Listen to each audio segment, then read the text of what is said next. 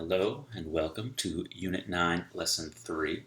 Today we're going to be looking at spontaneous reactions and entropy. Okay. Entropy is probably a word you may have heard it before, but it's unlikely. It's not a very common word used day to day. Excuse me. So, our intention today is to describe the conditions of a spontaneous reaction, or spontaneous reactions, and assess and compare the entropies of different systems. So clearly we're going to have to talk about, okay, what's a spontaneous reaction, and what is this entropy thing? So we'll define all these. Today's going to be a little bit more of kind of lecture style rather than practice problems. We will do some practice at the end, of course, we always do. But today's a little more content-based than skill-based. Okay? All right, let's jump right in. So, before we move into the new material, try this do now question. All right, so after I read it, pause the video, take a minute, just think about it, or write it down if you wish. What things in your life tend to become more disordered over time? Should be able to think of lots of things there, right? And then what do you do in your life to create more order? All right? So go ahead, pause the video. Maybe you already have an idea. Okay, so hopefully you thought about this. So things that tend to become more disordered over time, well, lots of stuff, right? Think about your room, right? It slowly gets messier and messier over time until eventually you have to clean it. I think about, if we were still in school, I'd be talking about the classroom, right? Beginning of the day versus the end of the day, right? We come in, the chairs are up, nothing on the floor. At the end of the day, right, there's trash on the floor, the chairs are scattered across the room, there's writing on the board, everything's more disordered. So probably any example you came up with is probably accurate because almost everything gets more disordered over time. And then what do you do in your life to create more order? Well, whatever you chose, right, it's going to have to be something that takes energy, right? Something you really have to put time and energy into. So what we'll see is that nature favors disorder, right? So think about how easy it is to knock a glass off the table and have it smash on the floor into a million pieces. It's pretty easy, right? It doesn't take much effort to do that. However, how much effort would it take to take those million pieces of glass and recreate the glass that you had, like the full glass that could hold a liquid still, before it fell off the table? That would take quite a bit of effort, right? So it's pretty obvious that nature favors disorder. It's much easier to throw things into chaos than it is to put things back in order. Okay, so that's entropy, what we're going to discover in a minute here. Okay, but before we get into that, let's talk about spontaneous reactions. All right, so you've probably heard the word spontaneous before. In everyday language, it usually means something that just happens by itself, right? I think of the phrase like spontaneous combustion, right? That's when something catches on fire, just kind of catches on fire all by itself. It could mean, you could be talking about, maybe you hear it in the context of a relationship, oh, we need to be more spontaneous, right? We need to just go and do random things at any given moment, right? So when we're talking about spontaneous reactions, it doesn't quite mean that something happening all by itself. Nothing in chemistry just happens all by itself, okay? So a spontaneous reaction is a reaction that will occur given a set of conditions without the application of external work, okay? So this is a spontaneous reaction is a reaction that will occur. So when we say under a given set of conditions, we mean a specific temperature, a specific pressure. It could also be, in a specific solvent, maybe. But without the application of external work. So we don't need to feed energy into the system to get the reaction to proceed, right? Some reactions won't happen unless we continuously add energy. Let's think of a real simple example. At room temperature, so right now, wherever you are watching this video, right, if you put an ice cube on the table or wherever on your desk next to you, it's going to melt, right? But if you pour out some water on the table, it's not going to freeze, right? I think we know this, okay, at room temperature, right? So we can say at 25 degrees Celsius, which is about room temperature, and 1 atmosphere, which is the amount of pressure we're under, especially us because we're right at sea level here, um, H2O solid to H2O liquid is a spontaneous reaction, right? Basically, an ice cube will melt at 25 degrees Celsius and 1 atmosphere. So this is the set of conditions we're talking about. And notice, we don't have to do anything to get the ice cube to melt, right? We just put the ice cube on the table, it melts. We don't have to apply external work, right? So don't be afraid of these weird phrases that are like, what does that mean? Right? A set of conditions, temperature and pressure, application of external work, that's if we had to do something to that ice cube, right? At negative 10 degrees Celsius, an ice cube won't melt. And we would have to apply external work, right? Maybe I get a hair dryer and I blast it on the ice cube, right? I'd have to do something. I'd have to put in energy to get that ice cube to melt.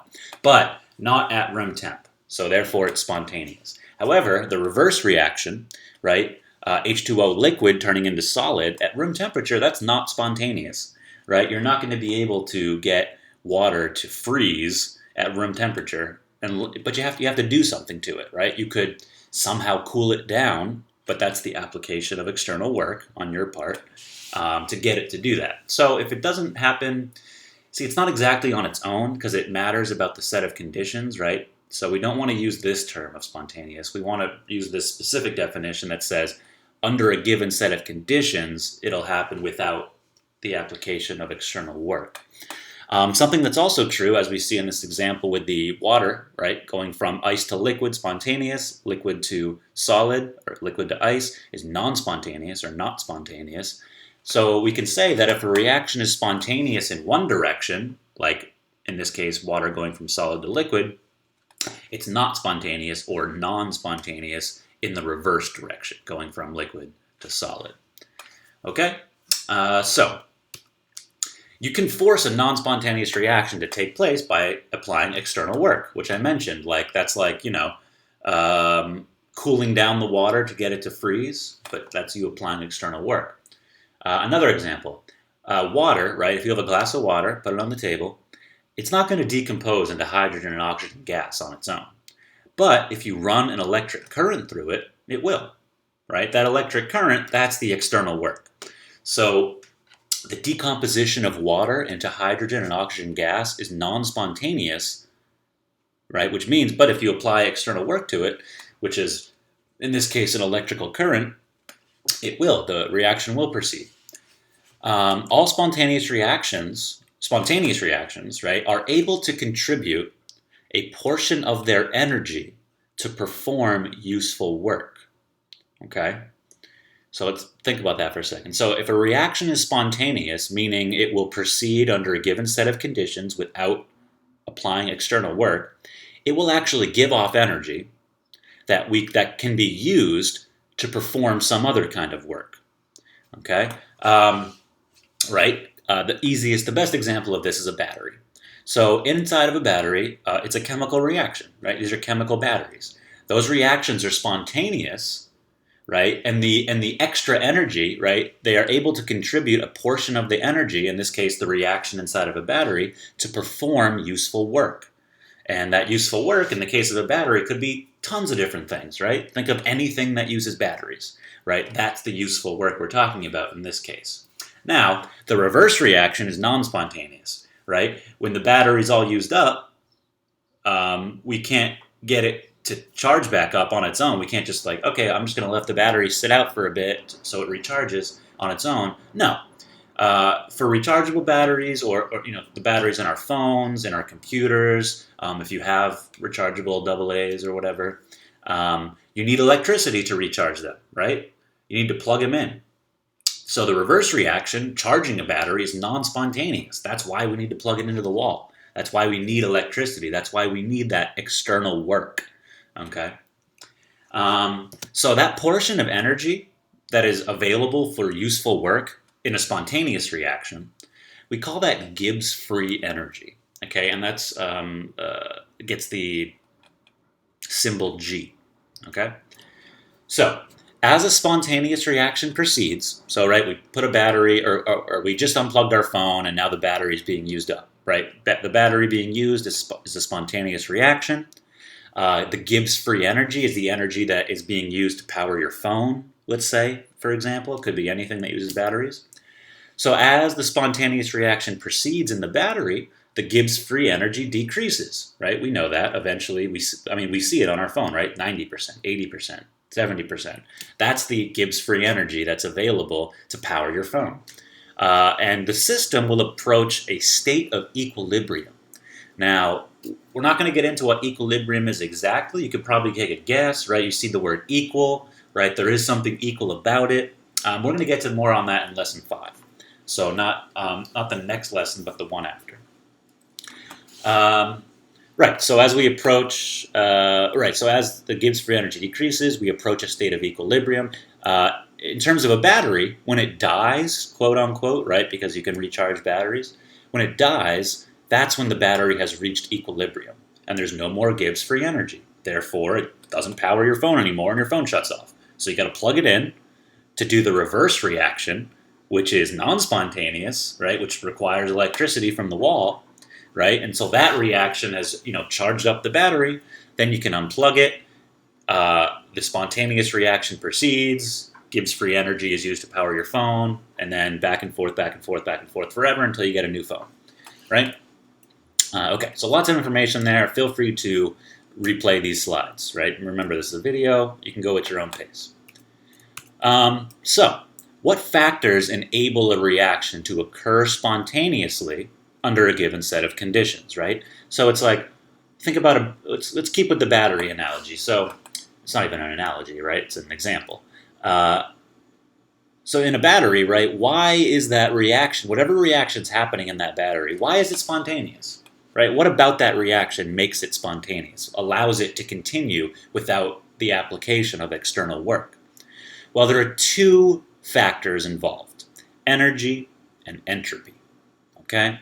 So energy, or we can think of it as enthalpy in this case of a chemical reaction. This is what we learned about in lesson 1, right?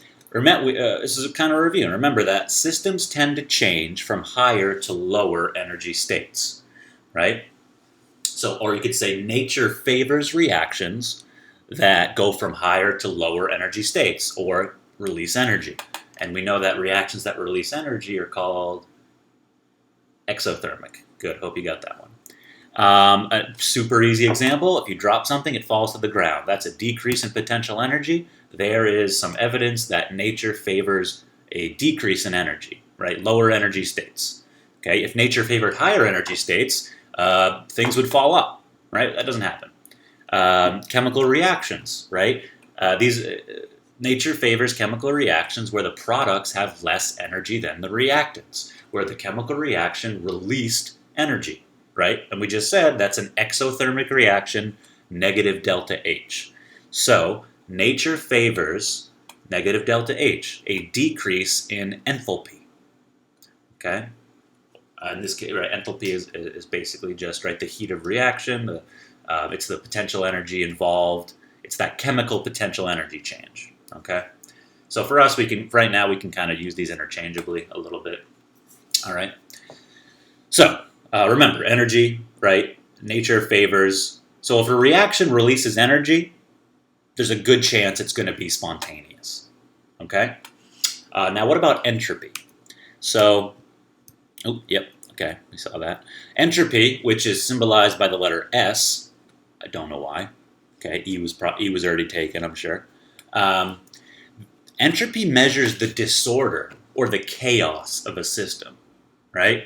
Just think, right? End of the day or end of the week, your room is a mess. That has high entropy, okay? High entropy means high disorder. Low entropy is low disorder, right? So basically, whenever you see the word entropy, if you just replace it with the word disorder or chaos, you're good, right? That's exactly what it's talking about. Okay, you could probably think of a lot of examples in your life that have high entropy, right? So systems in nature we talked about, think of the glass falling off the table, they tend to undergo changes towards higher entropy, more disorder, higher disorder, more chaos, right? Nature favors chaos. Right? It's much easier to knock a glass off the table and have it explode into a million pieces than it is to put those million pieces back together and form a perfect glass. Okay? It's why it's so easy for your room to get messy and so annoying and effortful to clean it back up and put everything away where it belongs. Right? You don't have to try to make your room messy. It just happens. Right? Okay. Before I move on to entropy more in depth, remember, nature favors reactions that reduce energy, right, and increase entropy. So if a reaction goes from high energy to low energy, right, and increases the chaos, it's going to be spontaneous. It's going to happen. Okay? So let's look a little bit more into what entropy is here. And changes in entropy, which we call delta S, right? S is entropy. Delta, the triangle, is the change in. So the change in entropy. So entropy will increase, or disorder will increase in the following situations. As we move from solid to gas in terms of the states of matter. So a solid has the least entropy, right? Think about the particle diagrams. They're basically, it's in a grid, right?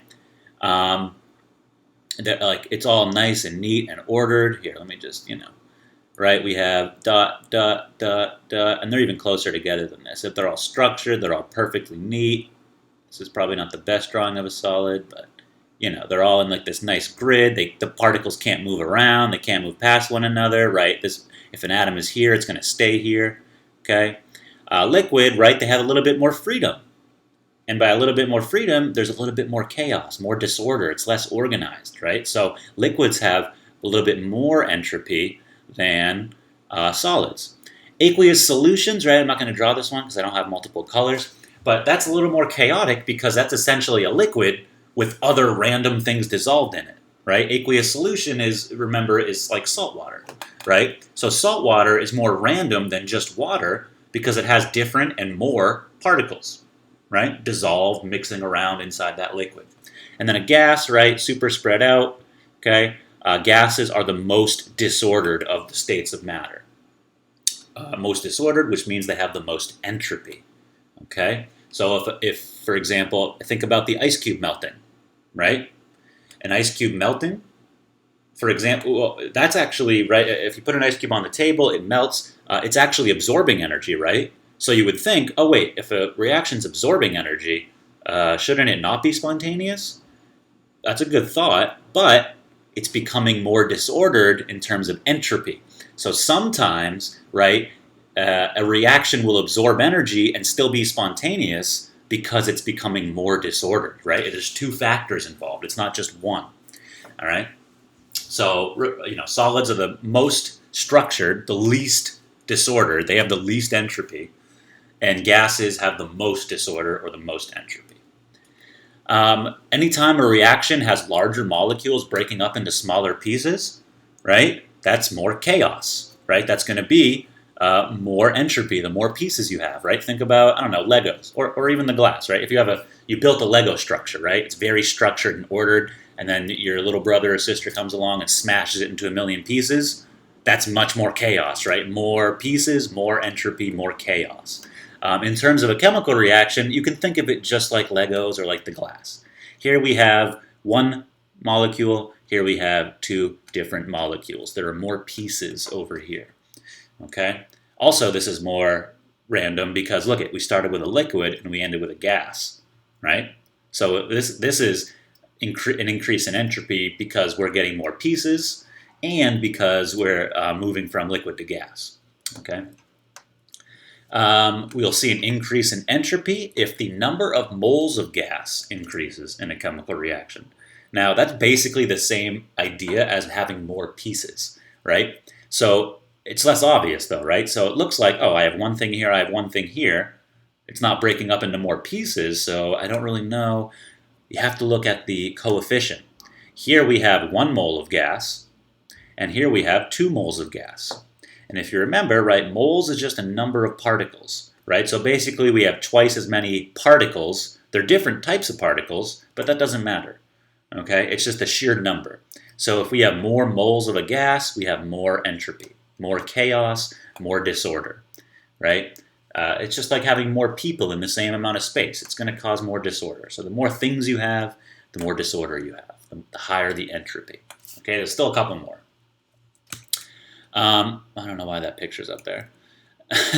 Okay, so entropy will increase in the following situations. All right, we're still talking about entropy increases. Sorry, got a little distracted. So if you have two separate gases that are separated from each other, when they're mixed together, that's more entropy, it's more disorder. This one's pretty obvious, right? This looks nice, or if something looks organized and neat, it's probably doesn't have high entropy, right? This is nice and organized. All the green dot gases are over here, all the purple dots are over here. If I allow them to mix together, that's more chaos, right? It's less organized, that's more entropy. And then finally, entropy increases as temperature increases. And you should think about why that is, right? Well, what does temperature measure again? Think about it, right? It's the average kinetic energy of a substance. So it's how fast those particles are moving.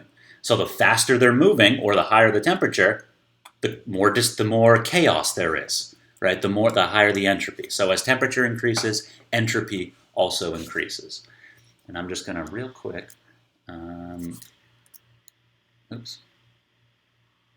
Yeah, I can discard this for now. I just want to get rid of this while I'm thinking of it. Oh, how many are there? Okay. All right, back to the lesson. So that was the last one. All right, those are 5 situations where we'll see entropy increase. So let's do some predicting. Okay, let's do basically some example problems. So for each of these situations, I'm going to present. Pause before I give the answer. We're going to indicate the change in entropy, but we're going to do that with either a positive delta S, right? So an increase in the change in entropy, or negative delta S, a decrease in the change of entropy. Okay, and then we want to explain why we chose that, right? Using the 5 things I just mentioned, the 5 scenarios where entropy increases. Okay, so in scenario 1 here, looks like we have some weird solid, looks like ammonium hydro, I don't know what that is actually. We have some solid here breaking up into, oh, look at that, multiple pieces, right? So right away I'm seeing, oh, there's more pieces over here, right? So this is definitely an increase in entropy, right? I'm breaking this thing up into multiple pieces. When I end up with more pieces, that's more chaotic, that's more entropy. So I'm going to give that a positive delta S. Okay, not bad. Number 2. All right, here we got hydrogen and oxygen gas coming together to form water. So this looks kind of like the opposite of this other one, right? We have multiple pieces coming together to form singular pieces. This, to me, is a decrease in entropy, right? This is actually getting less chaotic and less disordered, or you could say it's getting more organized. So this looks like a decrease in entropy because we are taking multiple pieces and putting them together into a single piece. So this is actually a decrease, negative delta S, decrease in the change in entropy, negative delta S. Okay, and that's because kind of the opposite reason to this, right? One thing breaking up into smaller pieces, more entropy, positive delta S. Multiple things combining into one piece, that's less chaos, that's a negative delta S. Oops. Okay, number 3. All right, so we don't have pieces, right? Same amount of pieces on each side. We have one piece here, one piece here. So let's look at the states of matter. Oh yeah, definitely something here. So we're going from a solid to aqueous, right? What does that mean? Well, this is glucose. So basically this represents dissolving glucose in water, right? So if we remember, as we move from solid to liquid to aqueous to gas, we are increasing the chaos, right? The particles can move around freer. So in this case, right, going from solid to aqueous, that's going to be an increase in the chaos and the disorder. So that's an increase in entropy, right? And that's because we're going from solid to an aqueous solution. So the aqueous solution is going to have water particles in it, right? That's much more chaotic than just a pile of glucose sitting by itself, right? Much more particles here. All right. Finally, we have helium gas at 300 Kelvin. going to helium gas at 200 Kelvin. So this isn't even a chemical reaction. This is just cooling down some helium. So if you remember that last point, when you increase temperature, you increase entropy. Therefore, if you decrease temperature, you must be decreasing the change in entropy, right? So if you're cooling something down, the particles are moving slower. That means they're less chaotic, which means you are decreasing the entropy. Okay, so you can go ahead and replay this part of the video if you want me to go over these again. But yeah, what we're doing here is we're analyzing these for changes in entropy and indicating them with the proper symbol. All right. Okay, so this is the part where you should definitely pause and do all of these before I do them. So 1 through 4, basically the same thing we just did, right? Indicating the change in entropy. And then I want you to explain your reasoning as well. And this last one is just a multiple choice question. This is probably, I'm just giving you a little feel for what the homework might look like tonight. Okay, so go ahead, pause the video here. It is important that you try these on your own and not just sit through me explaining them. So please pause the video, try these out. Okay, hopefully you pause the video. So I'm going to go through these. All right, let's look at our first example here. We have some aqueous silver ions and some aqueous chlorine ions forming silver chloride. All right, already I'm seeing we have multiple pieces forming one thing. That's going to be less chaotic, less entropy. But also we have aqueous turning into solid, right? So multiple reasons here why this is a decrease in entropy. Okay. Right, aqueous to solid, but also more pieces to less pieces. Excuse me. Okay. Number 2, NH3. Okay, gas turning into nitrogen and hydrogen gas. Okay, so again, one piece turning into multiple pieces. Also, we could say we have 2 moles of gas turning into 1, 2, 3, 4 moles of gas. So this is about, you could give 2 explanations for this. We have something bigger breaking up into smaller pieces. That's an increase in entropy. We have 2 moles of gas turning into 1, 2, 3, 4 moles of gas, right? So for multiple reasons, this is an increase in entropy. Okay, number 3. We have a solid. I am already guessing this is going to be an increase, right? Starting off with a solid, not a good chance that it's going to get less chaotic. So starting off with a solid, and we're turning into a whole bunch of pieces, including some gases. All right, this is definitely an increase in entropy, right? We're turning one piece into 3 different pieces. Also, we have gases coming out of this solid, so this is definitely an increase in entropy. All right, finally, number 4. We have argon gas at 400 K, turning into argon gas at 450 K. So an increase in temperature. When we increase the temperature, we increase the entropy, right? Those particles are moving faster. They're more chaotic. That means they have more entropy, all right? So we had a decrease in number 1 and then 3 increases, 2, 3, 4.